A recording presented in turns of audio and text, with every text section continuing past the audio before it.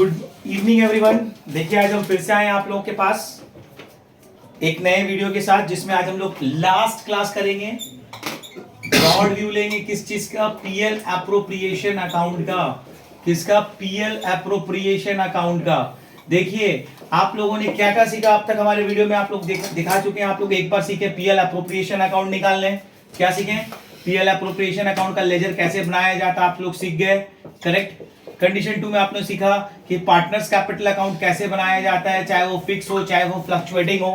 ये भी मैंने क्लियर कर दिया। yes, sir. अभी हम आप लोगों से कुछ क्वेश्चंस दिख करके हम आप लोगों को इस तरीके से क्लियर करने की कोशिश करेंगे कि एक्चुअली पीएल एप्रोप्रिएशन में I mean to say that आपको बस रिमाइंड देंगे कि डेबिट में क्या आइटम होती है और क्रेडिट में क्या आइटम होगी, जो आपको ऑलवेज हेल्प करेगा एग्जाम में सॉल्व करने के लिए। ठीक है, जैसे कि आप देख रहे हैं पीएल एप्रोप्रिएशन अकाउंट, हम यहां लिखते हैं पीएल एप्रोप्रिएशन अकाउंट। तो क्या क्या चीजें हैं जो हम लोगों को एग्जाम में ये पीएल एप्रोप्रिएशन को करने में हम लोग को डिफिकल्ट पैदा कर सकता है, और कौन सा चीजें हैं जो हम लोग इजीली उसको पुट कर सकते हैं अपने टी पे। पीएल एप्रोप्रिएशन अकाउंट के टी पे हम लोग कौन ऐसी चीजें हैं जिसको हम बहुत आसानी से पुट अप कर सकते हैं, और कौन ऐसी चीजें हैं जिसे हमको थोड़ी तकलीफ होगी निकालने में। अगर हम सबसे पहले अगर बोर्ड की तरफ अगर आप देखें तो आपको सबसे पहले यह बात पता चलेगा कि अगर कोई भी पीएल एप्रोप्रिएशन अकाउंट में आपका, पहले हम आप क्रेडिट आइटम्स के बारे में बताएंगे और फिर आपको डेबिट आइटम्स के बारे में बताएंगे। तो क्रेडिट का मतलब क्या होता है? किसी भी जरिए से आपके पास पैसा आना।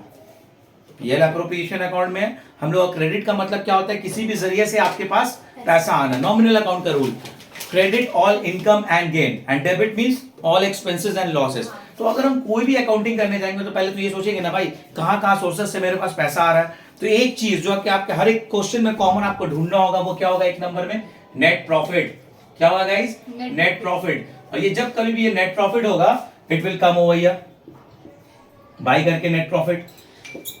आपका जो भी पैसा आप उसको बढ़ा सकते हो। अब आप देखो किसी भी क्वेश्चन में ये दिया रहेगा charge against profit. Charge against profit दिया हुआ नहीं रहता है, किसी कहीं पे दे दिया रेंट पेड, कहीं पे लोन दे दिया गया है, लोन पे किया, तो आपको इसको चार्ज अगेंस्ट प्रॉफिट करने के लिए आपको नेट प्रॉफिट से इसको लेस कर देना है। तो ये सब चीजें जो है जो आपको याद रखनी है। तो देखिए आपका नेट प्रॉफिट पहला कंडीशन से आपका एक नंबर चीज क्लियर हो गया, जो कि हमेशा कहा जाएगा क्रेडिट साइड में। दूसरा आइटम आपको अक्सर मिलेगा यहाँ पर क्या? Interest on drawings. ये बहुत ही इंपॉर्टेंट मसला है जिसको आप लोग को समझना है। इंपॉर्टेंट मसला ये इसलिए है क्योंकि इसमें टोटल अमाउंट ऑफ ड्राइंग्स इसमें नहीं आता पीएल एप्रो में। पीएल एप्रो में टोटल अमाउंट ऑफ ड्राइंग कभी भी नहीं आता है। आपको ड्राइंग को समझना है और वो इंटरेस्ट लिखना है। इंटरेस्ट क्या? जैसे कि कोई पार्टनर 200 रुपए करके विड्रॉ किया बट कोई डेट नहीं किया, तो आपको कितना करके निकालना है? कितने महीने पे निकालना है? ऑलवेज 6 मंथ पे निकालना है। डेट नहीं देने पे 6 मंथ्स पे निकालना है। डेट दे देने पे अकॉर्डिंग टू डेट निकालना है। दूसरी बात क्लियर हो गई, वो भी लिख के लास्ट में फाइनली इसी तरफ लिखना है। ठीक है, बाय इंटरेस्ट ऑन ड्राइंग्स करके। डेट नहीं देने से ऑलवेज 6 मंथ, डेट देने से अकॉर्डिंग टू द डेट। अब कंडीशंस होती है ड्राइंग्स निकालने में। एक कंडीशन दी होगी कि हर एक पार्टनर विड्रॉ किया at the beginning of each month. तो अगर आपका बिगिनिंग ऑफ ईच मंथ है, अगर आप एक एग्जांपल ले लो 200 रुपीज, अगर वो बिगिनिंग ऑफ ईच मंथ निकाल रहा है तो 12 महीना में कितना निकालेगा? 2400। am I right? 12 महीने में कितना निकालेगा?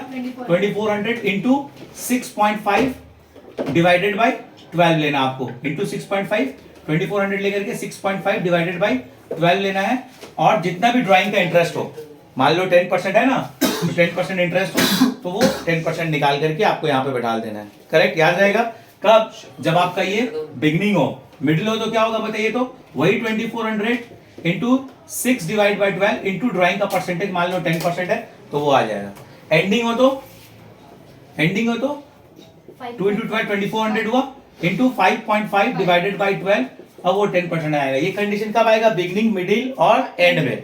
अब एक क्वेश्चन ऐसा भी आ सकता है जिसमें आपको क्या दिया रहेगा? At the end of each quarter. At the end of each quarter. तो at the end of each quarter होगा तो हम लोग क्या कंडीशन से चलेंगे? क्या कंडीशन से चलेंगे? अगर बिगनिंग हो, मिडिल हो या एंड हो तो बिगनिंग होगा तो क्या होगा? एंड मिडिल होगा तो क्या होगा? एंडिंग होगा तो क्या होगा? ये आपको ध्यान से ध्यान देना है। ठीक है, मान लीजिए वही पैसा विड्रॉ करा लेकिन यहाँ पर इंटू 12 नहीं होगा। ये क्या हो जाएगा? Eight the end of each quarter. कितने क्वार्टर का एक साल होता है? 4 क्वार्टर का एक साल होता है। तो 200 इंटू 4 कितना हो गया गाइस? 800। करेक्ट, इंटू जो ये परसेंटेज था 6.5, एक कितना हो जा रहा है, आप लोग को सिखाया था 450, 4.5, 6 एंड 7.5, 4.5, 6 एंड 7.5। बिगनिंग में क्या है 7.5, मिडिल में क्या होगा 6, एंड में क्या हो जाएगा 4.5। कितना का डिफरेंस हो गया, 1.5 का डिफरेंस हो गया, ठीक है। 7.5 डिवाइड बाय 12 इंटू 10%, फिर 800 इंटू 6.5 डिवाइड बाय 12 इंटू 10%, और 800 into sorry, it will be 6 divided by 12 and it will be into 10% and it will be 4.5 divided by 12 into 10%. So this is the basic difference between this, और ये भी interest on drawing आपको यहाँ पे बैठाना है। अब आइए डेबिट की तरफ, तो डेबिट की तरफ आपका क्या मिलेगा, सैलरी। सैलरी जब कभी भी होगा ऐसे डेबिट में आपको यहाँ पे डाल सकते हो, क्या सैलरी, पार्टनर्स का सैलरी, ठीक है।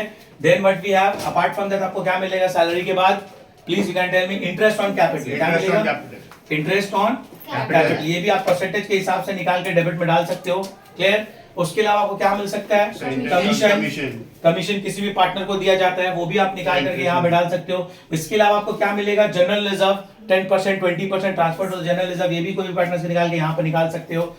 अब आता है sometimes 5% of the net profit transfer to the general reserve. अगर नेट प्रॉफिट बोल दे 5%, तो आप यहाँ निकाल के नेट प्रॉफिट मान लो आपका 10,000 है, तो उसका जो भी 5% आएगा, 10% 1,000 होगा तो 500, तो ये 500 निकाल के ये भी पैसा आप यहाँ पर डाल सकते हो, क्लियर।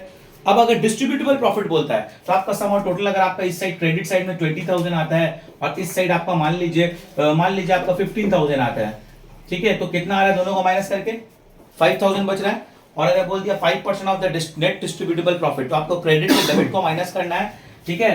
तो 5 बाई, अगर वो बोल दिया after charging, so it will be 5 by 105, 5 by 105। और अगर आफ्टर चार्जिंग नहीं बोलेगा, it will be only 5% into जो 5,000 मेरा आ रहा है, वो निकाल कर ये भी यहाँ पर डेबिट में आ जाता है। So these are the things which you all will have to always keep in your mind in order to understand the thing of the PL appropriation account. These are the most important parts which you all need to understand, guys. ठीक है, आपको ये सब चीजें को याद रखनी है।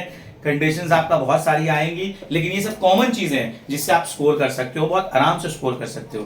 तो कॉमन चीजें में क्या थी, सैलरी थी, कॉमन चीजें में इंटरेस्ट ऑन कैपिटल थी, कॉमन चीजें में क्या थी, कमीशन थी, कॉमन चीजों में क्या थी, something with the net profit transfer to the general reserve थी, डायरेक्टली जनरल रिजर्व भी थी, डायरेक्ट डिस्ट्रीब्यूटेबल प्रॉफिट भी आप लोगों ने ना, क्रेडिट में से दो ही आइटम हम लोग समझ रहे हैं, क्या है नेट प्रॉफिट और दूसरा क्या है इंटरेस्ट ऑन ड्राइंग। और वो भी अगर नेट प्रॉफिट में अगर कोई लोन अगर दे दे, या अगर कोई चार्ज अगेंस्ट प्रॉफिट को ऐसा रेंट पेड वगैरह दे दे, तो वो क्या होगा, ऑलवेज टोटल नेट प्रॉफिट से लेस हो जाएगा। इस तरीके से आप लोगों ने आज मेरे चैनल की तरफ से माध्यम से आप लोगों ने चैप्टर को बहुत अच्छे से क्लियर किया। होपफुली आप लोग एग्जाम में अच्छे से स्कोर कर सकते हो। तो इसी तरीके से आप मेरे चैनल पे बने रहिए, और अगर आपको अच्छा लगे तो दोस्तों में जरूर शेयर कीजिए, लाइक कीजिए, और मेरा चैनल सब्सक्राइब करने मत भूलिएगा। Thank you very much then.